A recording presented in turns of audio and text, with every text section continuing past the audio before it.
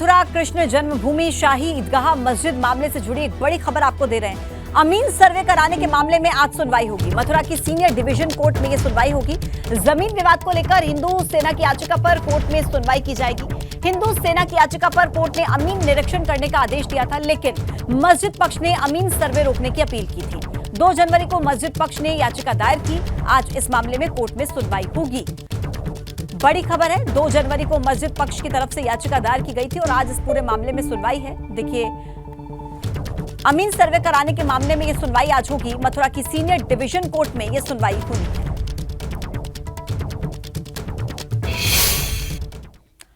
राजधानी लखनऊ से खबर है, वीसी विनय पाठक से जुड़ा बड़ा अपडेट। वीसी विनय पाठक मामले में सीबीआई की प्राथमिक जांच पूरी हो गई है। एसटीएफ से साक्ष्यों के आधार पर सीबीआई अब नोटिस देगी। आगरा की डॉक्टर भीमराव अंबेडकर यूनिवर्सिटी, कानपुर सीएसजीएमयू और एकेटीयू के कर्मियों को पूछताछ के लिए बुलाया जाएगा।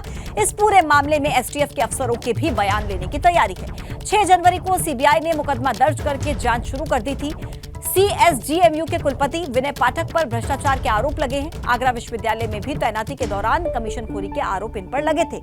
29 अक्टूबर को इंदिरा नगर थाने में सीएसजीएमयू के कुलपति विनय पाठक और उनके करीबी अजय मिश्रा के खिलाफ केस दर्ज हुआ था और एसटीएफ की 3 टीमों ने जानकारी जुटाई थी। अब यह पूरा मामला सीबीआई के हाथ में है। सीएसजीएमयू के कुलपति विनय पाठक पर भ्रष्टाचार के आरोप हैं और आगरा विश्वविद्यालय में भी तैनाती के दौरान उन पर ये आरोप लगे हुए हैं पहले भी।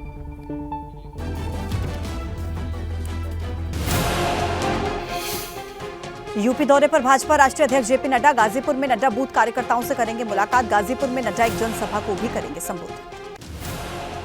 22 जनवरी को होगी भाजपा प्रदेश कार्य समिति की बैठक। कार्य समिति की बैठक से पहले भाजपा कार्यालय पर बैठक। आज भूपेंद्र चौधरी पदाधिकारियों के साथ करेंगे बैठक। स्नातक खंड एमएलसी चुनाव में सपा ने झोंकी ताकत। 5 सीटों पर होने हैं स्नातक खंड एमएलसी चुनाव। सपा प्रदेश अध्यक्ष नरेश उत्तम चुनावी रणनीति बनाने में जुटे। रामपुर एमपी एमएलए कोर्ट में आजम परिवार से जुड़े मामलों में सुनवाई। अब्दुल्ला आजम के 2 जन्म प्रमाण पत्र पर सुनवाई। कानपुर में सपा विधायक इरफान सोलंकी की बढ़ी मुश्किलें। कानपुर पुलिस की आम लोगों से अपील, इरफान सोलंकी और उसके साथियों की अवैध संपत्ति की जानकारी। केंद्रीय खेल मंत्री अनुराग ठाकुर की प्रदर्शन कर रहे पहलवानों के साथ बैठक हुई। करीब 4 घंटे तक चली बैठक में किसी ने मीडिया से बात नहीं की। आज दोबारा फिर होगी बैठक। खेल मंत्री अनुराग ठाकुर के साथ बैठक में पहलवान साक्षी मलिक, विनेश फोगाट, बजरंग पुनिया, रवि दहिया और बबीता फोगाट रहे मौजूद। कुश्ती महासंघ विवाद पर भारतीय ओलंपिक एसोसिएशन का आया बयान। एसोसिएशन अध्यक्ष पीटी उषा ने ट्वीट करके कहा, खिलाड़ियों की भलाई आईओए की पहली प्राथमिकता। दिल्ली में धरने पर बैठे पहलवानों से सरकार ने की बातचीत की पहल। सूत्रों के मुताबिक खेल सचिव ने मंत्रालय में बुलाकर कहा, बृजभूषण शरण सिंह के जवाब के बाद उचित कार्रवाई होगी। खेल सचिव से मुलाकात के बाद प्रेस कॉन्फ्रेंस में रेसलर विनेश फोगाट ने कहा कि बृजभूषण शरण के खिलाफ 5-6 लड़कियों के पास सबूत, अगर कार्रवाई नहीं हुई तो दर्ज करवाएंगे एफआईआर। रोजगार मेले के तहत सरकारी विभागों में भर्ती करीब 71,000 लोगों को प्रधानमंत्री सौंपेंगे नियुक्ति पत्र। सुबह 10:30 बजे कार्यक्रम से वर्चुअली जुड़ेंगे पीएम। राजस्थान के मुख्यमंत्री अशोक गहलोत का इशारों में सचिन पायलट पर फिर से निशाना। कहा, कोरोना की वजह से काम नहीं कर पाए, हमारी पार्टी में भी कोरोना आ गया है। मुंबई दौरे पर पीएम मोदी का महाराष्ट्र की पूर्व सरकार पर हमला। कहा, एमवीए सरकार ने महाराष्ट्र में विकास कार्य रुकवाए। 2.5 साल तक लोगों को पसंद नहीं करने वाली सरकार थी। प्रधानमंत्री नरेंद्र मोदी ने मुंबई मेट्रो की 2 लाइनों का उद्घाटन किया। पीएम ने मेट्रो की सवारी भी की। मुख्यमंत्री एकनाथ शिंदे और उप मुख्यमंत्री सीएम फडणवीस रहे मौजूद। मेट्रो सफर के दौरान पीएम ने छात्रों से की बात। पूछा, मेट्रो में सफर से कितना समय बचेगा, बचे हुए पैसे का कैसे करेंगे उपयोग। पीएम ने बच्चों से रोजाना 15 मिनट योगा करने की भी अपील की। कर्नाटक के कलबुर्गी में पीएम ने कन्नड़ में किया संबोधित। कहा, आप निश्चिंत रहिए, दिल्ली में बैठा है आपका एक बेटा। हमारी प्राथमिकता वोट बैंक नहीं, सिर्फ और सिर्फ विकास। कर्नाटक की कलबुर्गी जनसभा में पीएम ने लिया बजाया पारंपरिक ड्रम और सामने खड़ी जनता से तालियों से किया उनका स्वागत। प्रधानमंत्री ने कर्नाटक को 10,800 करोड़ की सौगात भी दी। पश्चिम बंगाल के नादिया जिले में बीजेपी अध्यक्ष जेपी नड्डा की जनसभा। नड्डा ने कहा, दीदी ने बंगाल की क्या हालत कर रखी है, आवास योजना और शौचालय का खा गए पैसा। लालू यादव के बड़े बेटे और बिहार के मंत्री तेज प्रताप यादव के दफ्तर में फर्नीचर चोरी और पटना के एयरपोर्ट रोड से दफ्तर से लाखों की चोरी। सीसीटीवी फुटेज खंगाल रही है पुलिस। प्रधानमंत्री नरेंद्र मोदी सभी राज्यों के पुलिस प्रमुखों के साथ करेंगे बैठक। 21 और 22 फरवरी को होनी है ये बैठक। कांग्रेस की भारत जोड़ो यात्रा गुरुवार को जम्मू पहुंची। लखनपुर में राहुल गांधी का स्वागत हुआ। राहुल के साथ अशोक गहलोत, दिग्विजय सिंह और केसी वेणुगोपाल समेत कई बड़े नेता रहे मौजूद। भारत जोड़ो यात्रा की जम्मू एंट्री पर पूर्व सीएम फारूक अब्दुल्ला भी हुए शामिल। राहुल गांधी से मिले गले। फारूक अब्दुल्ला पहले भी हो चुके हैं यात्रा में शामिल। पश्चिमी दिल्ली के अलग अलग इलाकों में दीवारों पर लिखे गए खालिस्तान समर्थक नारे, नारों में रेफरेंडम की बातें लिखी गई। घटना के सामने आने पर दिल्ली पुलिस की स्पेशल सेल ने केस दर्ज किया। बिहार के किशनगंज से 4 संदिग्ध बांग्लादेशियों को पुलिस ने किया गिरफ्तार। इनके पास से कोई वैध दस्तावेज नहीं मिलने पर पुलिस कर रही है मामले की जांच। दिल्ली के इंद्रपुरी इलाके में सरकारी स्कूल के टीचर पर चाकू से वार करने वाले उसी स्कूल के छात्र निकले और एक छात्र का मौके पर ही उसे पकड़ा गया और पुलिस ने हत्या के प्रयास की धारा के तहत केस दर्ज किया। बिहार के हाजीपुर में दबंगों का कहर देखने को मिला। शादी समारोह में डीजे पर डांस करने से मना करने पर नाबालिग लड़की को पेट्रोल डालकर जला दिया। गंभीर स्थिति में लड़की को किया गया अस्पताल में भर्ती। गाजियाबाद में राजनगर एक्सटेंशन की सोसाइटी में धरना। स्ट्रीट डॉग के विरोध में चल रहा है धरना। सोसाइटी के लोगों ने हाथ में मशाल लेकर जुलूस निकाला। हाथरस में स्वास्थ्य विभाग की लापरवाही सामने आई। अस्पताल के गेट पर प्रसूता ने बच्चे को दिया जन्म। गोरखपुर रेलवे स्टेशन को इंटरनेशनल एयरपोर्ट की तर्ज पर करना होगा विकसित। इसके लिए प्रपोजल तैयार कर लिया गया है। हाईटेक रेस्टोरेंट और कमर्शियल कॉम्प्लेक्स के साथ ही पार्किंग और अन्य सुविधाएं भी मिलेंगी। बस्ती में भाजपा किसान मोर्चा के प्रदेश अध्यक्ष कामेश्वर सिंह ने ब्रिजभूषण सिंह का बचाव किया। कहा, महिला रेसलर का आरोप गलत है। बचाव करते हुए यह भी कहा, आरोप सोची समझी साजिश है। गोरखपुर पुलिस के हत्थे चढ़े 2 शातिर नटवर लाल। शातिरों ने फ्रॉड करके बैंक को लाखों का चूना लगाया। पुलिस ने एटीएम में लगे सीसीटीवी कैमरे की मदद से बीटेक पास आरोपियों को भी पकड़ा। बस्ती में प्रशासन ने कोपगांव में 90 लाख की भूमि को अतिक्रमण से मुक्त करवाया। कई नोटिस मिलने के बावजूद अतिक्रमणकारी अवैध कब्जा नहीं हटा रहे। लखनऊ में सिविल कोर्ट में वकीलों और पुलिसकर्मियों में कहासुनी हुई। वकीलों ने महिला पुलिसकर्मी पर अभद्रता करने का आरोप लगाया। हरदोई में पुलिस ने एक किसान को पीटा, जिसके बाद आक्रोशित ग्रामीणों ने लोनी मिल में हंगामा किया। बस्ती के मझियार टप्पा गांव में प्रशासन ने अवैध कब्जा हटवाया। राहुल यादव ने नाला को पाट कर छप्पर और मशीन रखकर कब्जा किया था। बुलंदशहर में प्रशासन ने अवैध निर्माण पर बुलडोजर चलाया। खुर्जा क्षेत्र में 10 बीघा क्षेत्र में बसाई जा रही अवैध कॉलोनियों को ध्वस्त किया। मुरादाबाद में प्रवीण तोगड़िया ने चैतन्य जन बैठक में हिस्सा लिया। कहा कि हम इस समय सिर्फ और सिर्फ हिंदुओं को जोड़ने के लिए निकले। गाजीपुर दौरे पर पहुंचे यूपी कांग्रेस कमेटी के प्रांतीय अध्यक्ष अजय राय ने प्लेन क्रैश पीड़ितों से मुलाकात की। मुआवजा राशि के साथ ही हर पीड़ित परिवार के एक सदस्य को नौकरी देने की मांग की। हरिद्वार में प्रशासन ने ध्वनि प्रदूषण करने वाले 7 मस्जिदों पर 5-5 हजार का जुर्माना लगाया। प्रशासन की कार्रवाई पर मुस्लिम धर्मगुरु सवाल उठा रहे हैं। फिल्मों में बढ़ती अश्लीलता को लेकर शंकराचार्य स्वामी अविमुक्तेश्वरानंद सरस्वती ने धर्म सेंसर बोर्ड का गठन किया। बोर्ड की गाइडलाइंस भी जारी की। कुशीनगर में सपा नेता स्वामी प्रसाद मौर्य ने केंद्र और राज्य सरकार पर बोला हमला। एयरपोर्ट, रेलवे स्टेशन सहित सरकारी प्रतिष्ठानों को बेचने का आरोप है। झांसी में शिक्षक एमएलसी चुनाव में बीजेपी ने बड़ा उलटफेर किया। माध्यमिक शिक्षा संघ प्रदेश अध्यक्ष अशोक सिंह राठौड़ ने भाजपा में शामिल। श्रावस्ती में बेकाबू होकर एक ओवरलोडेड ट्रैक्टर गहरी खाई में गिरा। हादसे में ड्राइवर को हल्की चोट। किशोरी हत्याकांड में भदोही पुलिस ने मृतका के प्रेमी और उसके सहयोगी को गिरफ्तार किया। दोनों ने गोली मारकर नाबालिग की हत्या की। अमेठी में एक नहर में युवक का शव मिलने से हड़कंप मच गया। युवक पिछले 19 दिन से लापता था। देवरिया में व्यापारी से लूट के मामले में पुलिस ने 4 आरोपियों को पकड़ा। लूट की रकम, अवैध हथियार भी बरामद। बाराबंकी में झोलाछाप डॉक्टर ने पैसों के लालच में आकर एक व्यक्ति की उंगलियां काट दी। पीड़ित की शिकायत पर आरोपी डॉक्टर के खिलाफ केस दर्ज। गोरखपुर में फर्जी कंपनी के जरिए फ्रॉड करने वाली एक युवती गिरफ्तार। युवती ने 35,000 महिलाओं के साथ करोड़ों रुपए का फ्रॉड किया। गाजियाबाद में एसीबी ने ग्रामीण अभियंत्रण विभाग के घूस को जेई को ट्रैप किया है। एसीबी ने सुभाष शर्मा को 1 लाख की रिश्वत लेते पकड़ा। मथुरा के वृंदावन के ओमिक्स कॉलोनी में एक युवक का संदिग्ध परिस्थिति में शव मिला। मौके पर पहुंची पुलिस और फॉरेंसिक टीम। चंदौली पुलिस ने ड्राइवर हत्याकांड में पुलिस ने 3 आरोपियों को पकड़ा। साथ ही उनके कब्जे से तमंचा, कारतूस भी बरामद। सीतापुर में बेखौफ चोरों ने विद्युत विभाग को बनाया निशाना। सड़क से सटे विद्युत उपकेंद्र की दीवार में सेंध लगाकर वारदात को दिया अंजाम।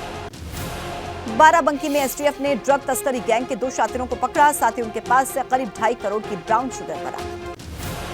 पीलीभीत पुलिस ने अंतर्राज्यीय लुटेरे गैंग का किया खुलासा। साथियों के साथ गैंग लीडर को भी पकड़ा। बस्ती में भ्रष्टाचारियों के खिलाफ जिला प्रशासन की बड़ी कार्रवाई। जिलाधिकारी ने 26 कर्मचारियों और प्रधानों पर एफआईआर दर्ज की। जौनपुर के लाइन बाजार से चोरी हुए ट्रक को पुलिस ने 72 घंटे में बरामद किया। 4 आरोपियों को चांदपुर बालू मंडी से किया गिरफ्तार। उन्नाव में लड़की की हत्या और शव छिपाने के आरोप में कोर्ट के आदेश पर ग्राम प्रधान सहित 5 आरोपियों के खिलाफ केस दर्ज। 3 महीने पहले हुई हत्या के मामले में कोर्ट के आदेश के बाद हरकत में आई पुलिस। उन्नाव में अवैध खनन का खुलेआम चल रहा खेल। खनन माफिया खनन विभाग और पुलिस प्रशासन के साथ मिलकर चला रहे अवैध कारोबार। अमेठी में 2 लापता नाबालिग लड़कियों को पुलिस ने मुरादाबाद स्टेशन से किया बरामद। सकुशल परिजनों को सौंपा। नकली नोट के मामले में कानपुर पुलिस ने एक आरोपी को पकड़ा। पूछताछ में एक फौजी के नेटवर्क में शामिल होने की मिली जानकारी तलाश है। विकासनगर पुलिस ने नशे के खिलाफ बड़ी कार्रवाई की। अवैध स्मैक के साथ एक शख्स गिरफ्तार। देहरादून में सीएम धामी ने सचिवालय में जोशीमठ में चल रहे राहत कार्यों की समीक्षा की। फाइनल रिपोर्ट के बाद ट्रीटमेंट के कार्य तेजी से सुनिश्चित करने के निर्देश दिए। देहरादून में गोरखपुर सांसद रवि किशन ने सीएम धामी से की शिष्टाचार मुलाकात। दोनों के बीच कई मुद्दों पर हुई बात। खाद्य मंत्री रेखा आर्य ने सचिवालय में विभागीय अधिकारियों के साथ की समीक्षा बैठक। 15 दिनों के अंदर राशन डीलर्स के बिलों का भुगतान करने के दिए निर्देश। अभिनेत्री राखी सावंत से पूछताछ। अभिनेत्री शर्लिन चोपड़ा ने की थी एफआईआर। फिलहाल पूछताछ के बाद पुलिस ने राखी को घर जाने की दी इजाजत। राखी सावंत पर जमकर भड़की शर्लिन चोपड़ा। कहा, क्रिमिनल्स को बचाने की कोशिश करती है राखी। शर्लिन चोपड़ा द्वारा दर्ज केस में पुलिस ने रखी राखी सावंत को हिरासत में। अनंत अंबानी और राधिका मर्चेंट की हुई सगाई। रिंग सेरेमनी का कार्यक्रम मुकेश अंबानी के घर एंटीलिया में संपन्न हुआ। हिंदू गुजराती परंपरा के अनुसार दोनों जोड़ों ने एक दूसरे को अंगूठी दी। पीएम मोदी की नेताओं के टिप्पणी न करने वाले बयान पर फिल्म निर्देशक अनुराग कश्यप ने तोड़ी चुप्पी। कहा, यह बात 4 साल पहले की कही गई होती तो इतना विरोध नहीं। अशोक पंडित की डॉक्यूमेंट्री कश्मीरी पंडितों का नरसंहार की हुई स्क्रीनिंग। फिल्म अभिनेता अनुपम खेर ने स्क्रीनिंग में लिया हिस्सा। 19 जनवरी को पलायन के दिन के तौर पर देखा जाता है। हॉकी विश्व कप में इंग्लैंड की धमाकेदार जीत। पूल डी के मैच में स्पेन को 4-0 से हराया। पूल में इंग्लैंड के 7 अंक हैं। बड़ी खबर मिल रही है, जहां यूपी दौरे पर हैं भाजपा के राष्ट्रीय अध्यक्ष जेपी नड्डा। आज काशी विश्वनाथ मंदिर में करेंगे दर्शन पूजन और वाराणसी से गाजीपुर देखिए वो जाएंगे और वहां पर मुलाकात होगी कार्यकर्ताओं के साथ। बूथ कार्यकर्ताओं को संबोधित करते हुए जेपी नड्डा नजर आएंगे और इसी के साथ सीएम योगी भी जेपी नड्डा के साथ ही मौजूद रहेंगे। 2024 के मद्देनजर महत्वपूर्ण दौरा जेपी नड्डा का यूपी में। काशी विश्वनाथ मंदिर में सबसे पहले होंगे दर्शन। वाराणसी से गाजीपुर जाएंगे और वहां पर बूथ कार्यकर्ताओं से भी मुलाकात होगी। जेपी नड्डा की संबोधित करेंगे एक जनसभा को गाजीपुर में ही।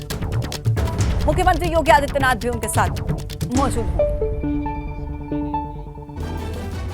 जेपी नड्डा के दौरे को लेकर पूरी जानकारी आपको दे रहे हैं। गाजीपुर से मिशन पूर्वांचल की शुरुआत होगी। देखिए, गाजीपुर में बड़ी जनसभा करते हुए भी नजर आएंगे जेपी नड्डा और जनसभा में मुख्यमंत्री योगी आदित्यनाथ भी मौजूद रहेंगे। 24 की चुनावी तैयारियों की समीक्षा करने वाले हैं नड्डा। और 2019 में गाजीपुर सीट भाजपा हार गई थी। बसपा ने गाजीपुर की ये सीट जीती थी, इसलिए गाजीपुर महत्वपूर्ण हो जाता है। अफजाल अंसारी ने मनोज सिन्हा को ये चुनाव हराया था। यूपी की हारी हुई सीटों पर भाजपा का खास तौर पर फोकस है। 2014 में 8 सीट, 2019 में 16 सीटों पर भाजपा हारी थी और इसी पर अब फोकस है। जेपी नड्डा गाजीपुर में पहुंचेंगे और देखिए गाजीपुर का जातीय समीकरण आपको हम समझा देते हैं कैसा है। 18 लाख से ज्यादा वोटर्स हैं गाजीपुर में। पिछड़ी जातियों के वोटर्स जो हैं सबसे ज्यादा हैं। दूसरे नंबर पर आते हैं दलित जाति के वोटर्स। इसी के साथ तीसरे नंबर पर मुस्लिम वोटर्स आते हैं। कुशवाहा जातियों की गोलबंदी काफी अहम हो जाती है। यादव प्लस मुस्लिम प्लस दलित वोट को मिलाकर करीब 50% के आसपास है। पसमानदा मुसलमानों का बड़ा वोट बैंक यहां पर माना जाता है। मुस्लिम वोट बैंक में बंटवारे पर भाजपा की खास नजर है। पसमानदा मुस्लिम समाज से आते हैं दानिश आजाद अंसारी। योगी सरकार में मंत्री हैं दानिश आजाद अंसारी। तो देखिए गाजीपुर का जातीय समीकरण हमने आपको बताया और यही वजह है कि गाजीपुर पर खास फोकस है। और वाराणसी से UP bureau chief Viresh Pandey इस वक्त हमारे साथ जुड़ गए हैं। ज्यादा बातचीत उनसे कर लेते हैं, जानकारी उनसे ले लेते हैं। वीरेश जी, गाजीपुर पहुंचेंगे जेपी नड्डा और जिस तरीके से हमने देखा 2014 के जो नतीजे आए, 19 के नतीजे आए, हारी हुई सीटों पर लग रहा है बीजेपी का खास फोकस है। गाजीपुर को किस तरीके से महत्वपूर्ण माना जाए आज? देखिए, नरेंद्र मोदी सरकार तृतीय बनाने के लिए पहुंचे हैं जेपी नड्डा राष्ट्रीय अध्यक्ष। 1 साल जो उनकी कार्यवधि बढ़ी है उसके बाद वो कहां पहुंचे हैं? काशी पहुंचे हैं। काशी कोई सामान्य शहर नहीं है, कोई इलाका नहीं है, बल्कि ये पूर्वांचल की राजधानी है। विश्व की अति प्राचीनतम शहर माना जाता है और देश के प्रधानमंत्री नरेंद्र मोदी की कर्म भूमि मानी जाती है और वहां पहुंचे हैं, बाबा का दर्शन करेंगे। और इस वक्त वो ताज गंगेज जो यहाँ का 5 स्टार होटल है वहां पर प्रवास कर रहे हैं, रात्रि विश्राम उन्होंने किया है। लेकिन हम कह सकते हैं कि आज से 2024 का आगाज होगा और आगाज कहां से होगा? गाजीपुर की धरती से होगा। वो कोई सामान्य धरती नहीं है, बल्कि वो गढ़ रहा है समाजवादियों का, वो गढ़ रहा है वामपंथियों का। और आज भी 2022 में भारतीय जनता पार्टी की एक भी सीट वहां पर नहीं है और 2019 में वहां सांसद भी भाजपा का नहीं बन पाया। यानी भारतीय जनता पार्टी उन सीटों पर अब फोकस करना शुरू कर दी है जहां पर वो 2019 में चुनाव हारी थी। लगभग 14 सीटें हैं पूरे उत्तर प्रदेश में, उसमें से गाजीपुर भी एक है और गाजीपुर में समाजवादियों का गढ़ कहा जाता है। ओम प्रकाश राजभर भी जो पूर्वांचल में अपना प्रभाव रखते हैं वहीं से विधायक हैं, उनके 2 विधायक हैं, 5 समाजवादी पार्टी के विधायक हैं।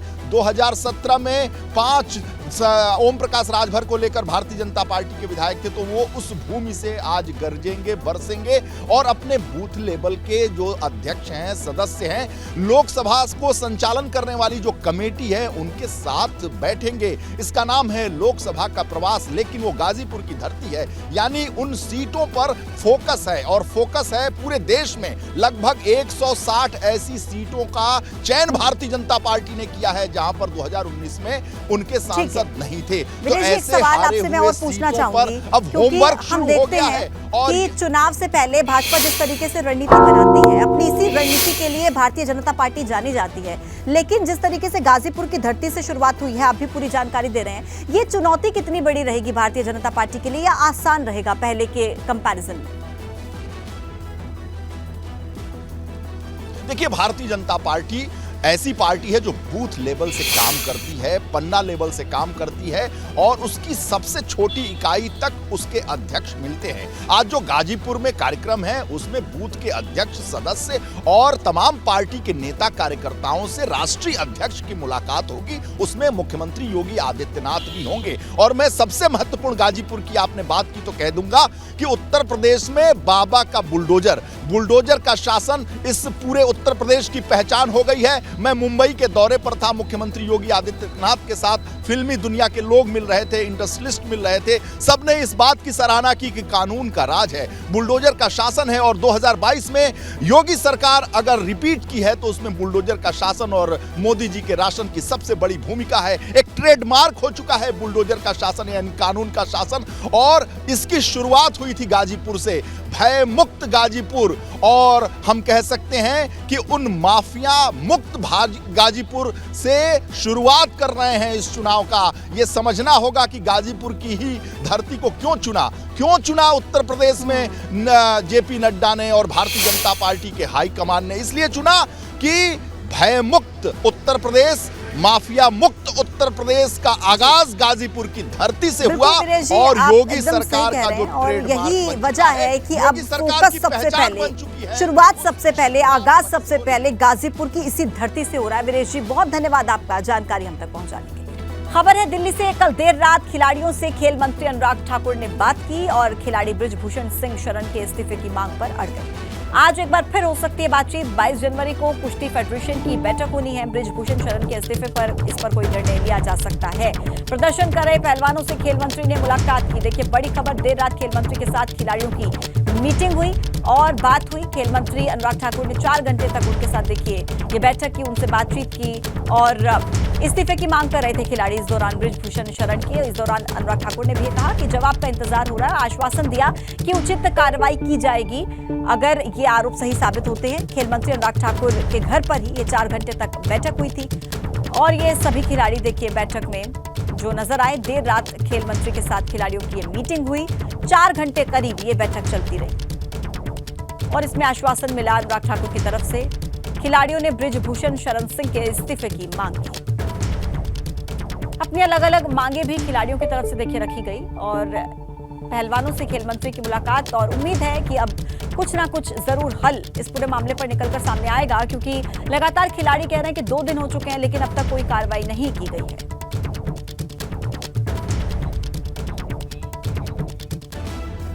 खबर मिल रही है गोंडा से ब्रिजभूषण शरण सिंह भी प्रेस कॉन्फ्रेंस करेंगे। दोपहर को 12 बजे प्रेस कॉन्फ्रेंस के जरिए अपनी बात रखेंगे। कुश्ती संघ के खिलाफ राजनीतिक साजिश पर वो बात करेंगे। कुश्ती प्रशिक्षण केंद्र नवाबगंज में प्रेस कॉन्फ्रेंस होगी। देखिए, ब्रिजभूषण शरण सिंह पर गंभीर आरोप इन खिलाड़ियों ने लगाए हैं और आज 12 बजे प्रेस कॉन्फ्रेंस के दौरान इन सभी बातों का जवाब देते हुए ब्रिजभूषण शरण सिंह नजर आएंगे, जो कि पहले ही कह चुके हैं कि ये सभी आरोप गलत है। मैं सिरे से इन आरोपों को खारिज करता हूं, लेकिन जब आज प्रेस कॉन्फ्रेंस होगी तो उसी दौरान अपनी बात रखते नजर आएंगे। कुश्ती प्रशिक्षण केंद्र नवाबगंज में प्रेस कॉन्फ्रेंस करेंगे ब्रिजभूषण शरण सिंह। गंभीर आरोप है। देखिए, ब्रिजभूषण शरण सिंह पर लगातार 3 दिन हो चुके हैं और जंतर मंतर पर धरना कर रहे खिलाड़ी आरोप लगा रहे हैं। इसी बीच दोपहर को 12 बजे ब्रिजभूषण शरण सिंह अपनी बात रखेंगे। कुश्ती संघ के खिलाफ राजनीतिक साजिश पर वो अपनी बात करेंगे। कुश्ती प्रशिक्षण केंद्र नवाबगंज में उनकी ये प्रेस कॉन्फ्रेंस होगी और प्रेस कॉन्फ्रेंस के दौरान वो अपनी बात रखते नजर आएंगे।